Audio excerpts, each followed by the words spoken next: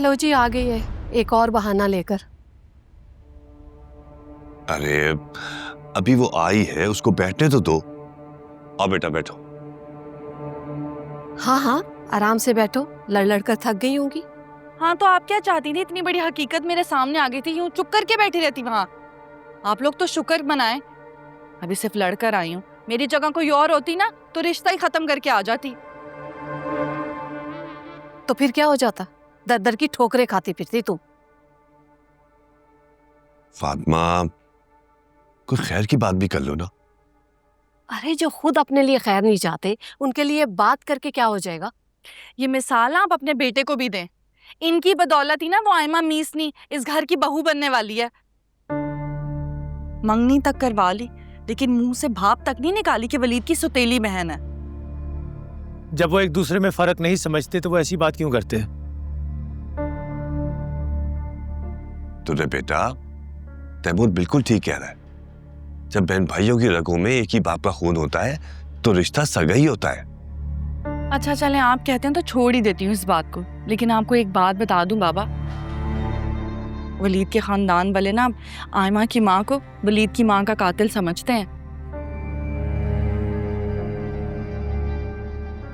अब ये क्या नया शोशा है?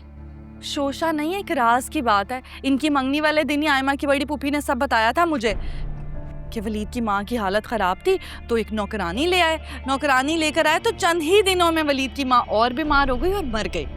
तो तब से वलीद के बाप ने उस औरत से शादी कर ली और अब तो पूरे घर पे फिर वो काबिज हो गई थी। ये सब मनगढ़ंत और झूठी अफवाहें हैं।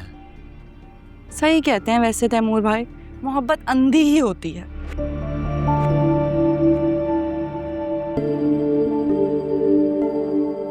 वैसे एक बात है अम्मी बाबा, एक बार सोच लें, बाज रहे आयमा को इस घर की बहू बनाने से। बहुत चालाक होशियार है मीसनी। मैं तो वहां रहती हूँ ना, भुगतती हूँ उन लोगों को, सबकी फितरत से ना अच्छी तरह वाकिफ हूँ। अरे बेटा, और मैं तुम्हारी फितरत को जानता हूँ, इसलिए तुम अपने काम से काम रखो तो बेहतर है। हाँ, आज तो हमने तुम्हारी बातें सुन ली, आइंदा नहीं सुनेंगे, समझ आई ना? तुम अब अपने घर जाओ, शाम होने वाली। क्यों जाऊं मैं तो नहीं जाऊंगी। लड़कर आई हूँ वहां से, और वैसे भी मेरे बाप का घर है, मुझे यहाँ से कोई भी नहीं निकाल सकता। जा रही हूँ अपने कमरे में।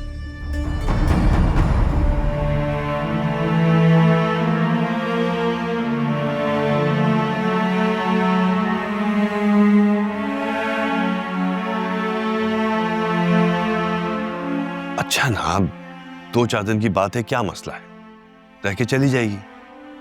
चलो।